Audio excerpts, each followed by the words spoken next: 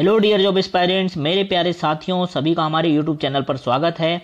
आप सभी को जैसा पता ही होगा कि हमारे चैनल पर आप लेटेस्ट जॉब नोटिफिकेशन पाते हैं। छत्तीसगढ़ और ऑल ओवर इंडिया में जितने भी जॉब वैकेंसी निकलती है उसके लेटेस्ट नोटिफिकेशन हम आपको अपने चैनल के माध्यम से उपलब्ध कराते हैं। तो जिन्होंने अभी तक हमारे चैनल को सब्सक्राइब नहीं किया वो सब्सक्राइब जरूर करना, अपने फ्रेंड्स तक शेयर करना, ताकि हमारे चैनल को अधिक से अधिक लोग देख सकें और उन्हें भी इसका बेनिफिट हो सके। ठीक है, तो उसी सीरीज में हम लोग चलते हैं। छत्तीसगढ़ में जिला कोंडागांव में जो वैकेंसी निकली है उसके संबंध में पूरी जानकारी आज लेते हैं। एप्लीकेशन कैसे करना होगा ये देखेंगे, उसके नोटिफिकेशन में क्या क्या दिया गया है, कौन कौन सी पोस्ट है, कितने पेमेंट मिलेंगे, ये सब पूरा जो इन्फॉर्मेशन है अभी इस वीडियो सीरीज में हम आपको प्रोवाइड कराएंगे। ठीक है, तो देखो ये जो प्रेस विज्ञप्ति है जिला कोंडागांव कलेक्टर ऑफिस से निकला है। ठीक है, जो आदिवासी विकास शाखा के अंतर्गत निकाला गया है। इसके तहत क्या बताया गया है कि ये जो वैकेंसी है वो आवासीय एवं आश्रम शैक्षणिक संस्थान समिति द्वारा संचालित संयुक्त एकलव्य आदर्श आवासीय विद्यालय एकलव्य आदर्श आवासीय विद्यालय के लिए वैकेंसी निकला हुआ है। किन किन जगह के लिए? तो 3 जगह हैं, गोलावंड, बेडमा और चिचाड़ी। ये 3 जगह के लिए आपको वैकेंसी जो है दिया गया है, प्रेस विज्ञप्ति बताई गई है। इसमें आपको शैक्षणिक सत्र 2020 और 21 के लिए अतिथि शिक्षक और गैर शिक्षकीय पद पर नियुक्ति अस्थायी रूप से किया जाना है। ठीक है, तो ये संविदा बेसिस होने वाला है ये जॉब वैकेंसी जो है। ठीक है,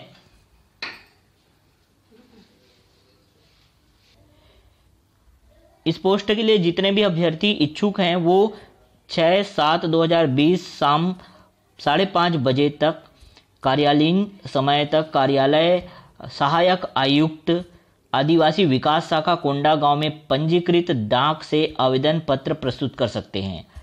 तो ये बातें समझ आई। इसका जो अंतिम तिथि है ध्यान रखना है 6 जुलाई है। तो जो भी इस पद के लिए इच्छुक होंगे उनको 6 जुलाई शाम 5:30 बजे तक ये एड्रेस दिया गया, देखो, कार्यालय सहायक आयुक्त आदिवासी विकास शाखा कोंडागांव। इसमें पंजीकृत डाक के माध्यम से आप जो है आवेदन कर सकते हैं। इसके पश्चात जो भी आवेदन जाएगा उस पर कोई भी विचार नहीं किया जाएगा। ठीक है ना, तो ये आपको इम्पोर्टेंट डेट है, याद रखना है 6 जुलाई 2020। क्लियर है? अब देखते हैं ये जो पद या पोस्ट डिटेल कौन कौन से हैं, तो इसके बारे में हम लोग समझ लेते हैं। 3 जगह के लिए वैकेंसी निकला हुआ है, ध्यान रखना है यहाँ पे 3 जगह का नाम दिया हुआ है। एकलव्य संयुक्त आदर्श आवासीय विद्यालय गोलावंड विकासखंड कोंडागांव, दूसरा है नवीन एकलव्य आवासीय विद्यालय बेडमा विकासखंड केसकाल, और तीसरा है नवीन एकलव्य आवासीय विद्यालय चिचाड़ी विकासखंड फरसगांव जिला कोंडागांव। ठीक है, इसमें कौन कौन से पोस्ट रखे गए हैं? देखो, शिक्षकी और गैर शिक्षकी दोनों पोस्ट हैं, तो एक एक करके देखते हैं। पहले शिक्षकी पोस्ट को देखते हैं। जो ट्रेंड ग्रेजुएट टीचर TGT के तहत कौन कौन से पोस्ट हैं? तो कला के लिए 2 पोस्ट दोनों की दोनों जो है अनुसूचित जनजाति हेतु है। ठीक है, गणित के लिए देखो, गणित के लिए 3 पोस्ट दिया गया है, जिसमें एक जो है अनुसूचित जनजाति, दूसरा अन्य पिछड़ा वर्ग और तीसरा अनारक्षित के लिए है। विज्ञान के शिक्षक के लिए 3 पोस्ट हैं, जिसमें आरक्षण की बात करें तो एक अनुसूचित जनजाति, एक अन्य पिछड़ा वर्ग और एक अनारक्षित रखा गया है। संगीत शिक्षक का 1 पोस्ट है और वह 1 पोस्ट जो है अनारक्षित रखा गया है। शिक्षक शारीरिक शिक्षा भी 1 पोस्ट है और यह अनारक्षित रखा गया है।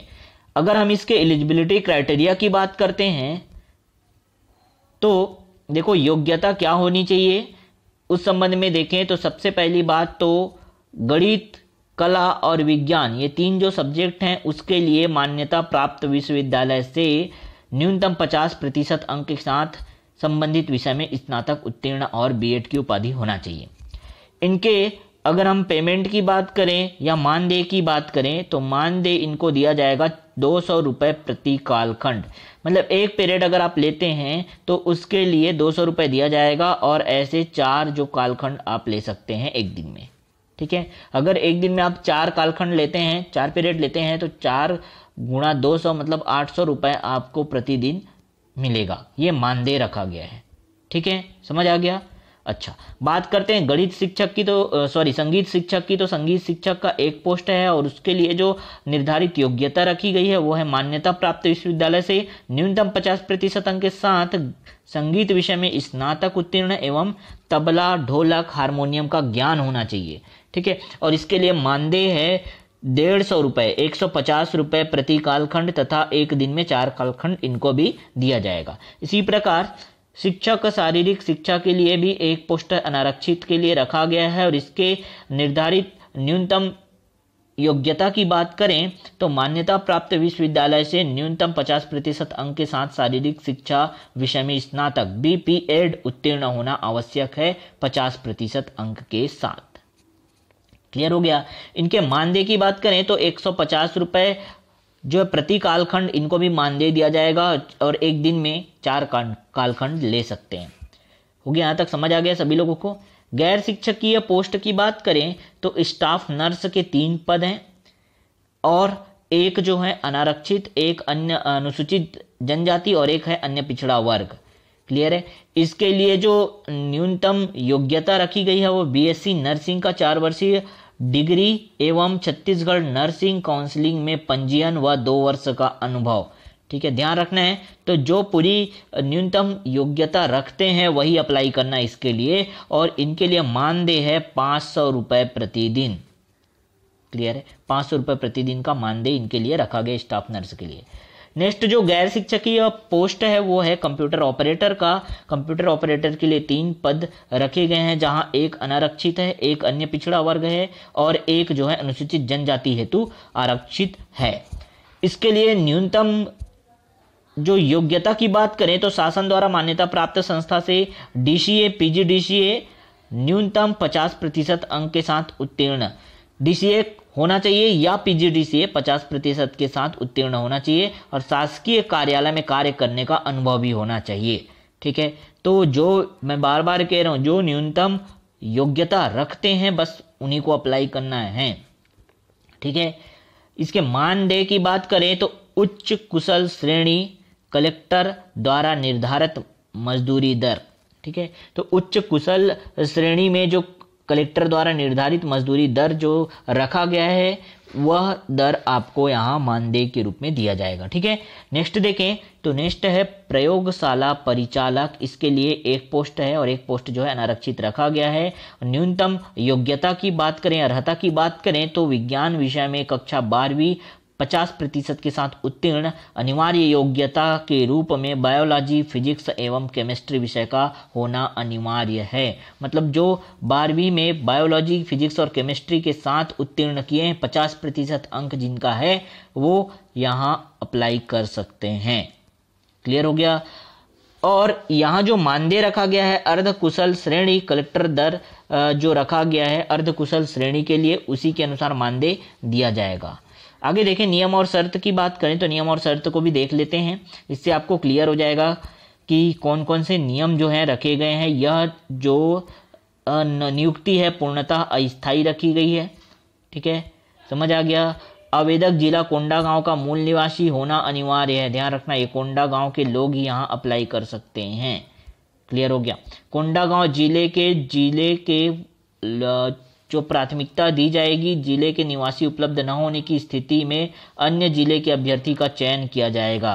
तो ये जो थर्ड पॉइंट है, सेकंड और थर्ड पॉइंट समझना आपको जरूरी है कि कोंडागांव जिले का तो मूल निवासी होना चाहिए, लेकिन यदि किसी केस में किसी पोस्ट में कोंडागांव जिले के मूल निवासी नहीं मिल पाते हैं तो उस स्थिति में अन्य जिले के निवासी को भी चयनित किया जा सकता है।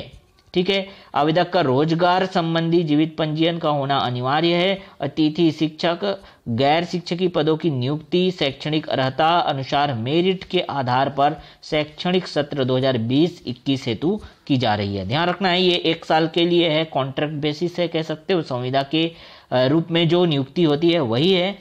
क्लियर हो गया। मेरिट के आधार पर ही इसका चयन होना है। शिक्षकीय पद हेतु एमएड बीएड के अभ्यर्थी को प्राथमिकता दी जाएगी और स्टाफ नर्स पद हेतु न्यूनतम 3 वर्ष का अनुभव होना अनिवार्य है। डाटा एंट्री ऑपरेटर पद के लिए अनुभव लाभ केवल शासकीय कार्यालय प्रमुख द्वारा जारी अनुभव प्रमाण पत्र ही मान्य किए जाएंगे। यदि कोई प्राइवेट कंपनी में जॉब करके डाटा एंट्री ऑपरेटर का काम किया है तो उसके द्वारा जो अनुभव प्रमाण पत्र दिया गया है उसे मान्य नहीं किया जाएगा, ध्यान रखना है, ठीक है।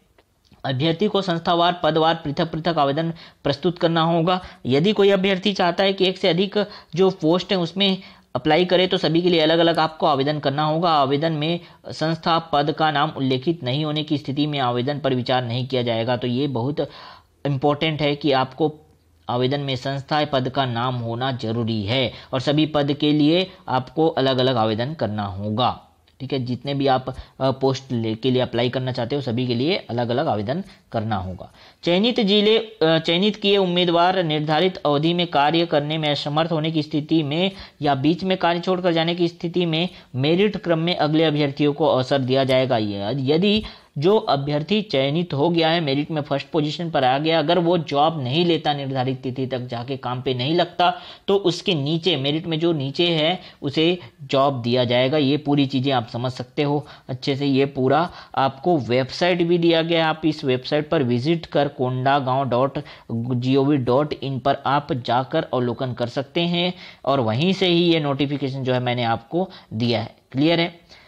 अब समझो, ये पूरी चीजें तो आपको समझ आ गई, क्या क्या वैकेंसी है, कैसे हैं। आपको देखो ये आवेदन पत्र का प्रारूप दिखा देता हूं।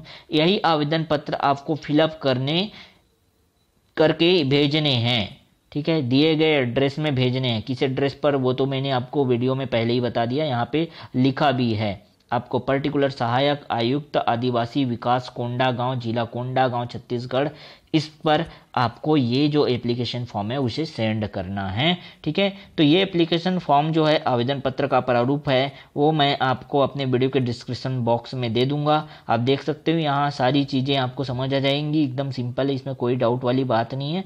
आप इसको भर सकते हो 1 बाय 1 बहुत अच्छे से स्पष्ट लिखना और कहीं पे भी कोई चीज़ जो है नहीं छोड़ना है आपको। आवेदन पूर्णतः फिलअप किया होना चाहिए, नहीं तो आपका एप्लीकेशन जो है कैंसिल कर दिया जाएगा, ठीक है। तो समझ आ गया। इसके लिंक जो है मैं आपको अपने वीडियो के डिस्क्रिप्शन बॉक्स में दे दूंगा, आप वहां से डाउनलोड कर सकते हैं और अप्लाई कर सकते हैं। तो इसी तरह के लेटेस्ट न्यूज़ पाने के लिए हमारे YouTube चैनल से जरूर जुड़ना और हम आपको इसी तरह के छत्तीसगढ़ और ऑल ओवर इंडिया से रिलेटेड जॉब वैकेंसी जो भी निकलती हैं उसके संबंध में आपको नोटिफिकेशन देते रहेंगे। सभी जिले वाइज नोटिफिकेशन भी आपको मिलेंगे और ऑल ओवर इंडिया में सेंट्रल लेवल के जितने भी वैकेंसी निकलेंगे उसके भी नोटिफिकेशन आप हमारे यूट्यूब चैनल के माध्यम से पा सकते हैं। तो हमारे चैनल को सब्सक्राइब जरूर करना, अपने फ्रेंड्स तक शेयर करना और वीडियो अच्छा लगे तो लाइक जरूर करना। मिलते हैं नेक्स्ट जॉब न्यूज़ के साथ।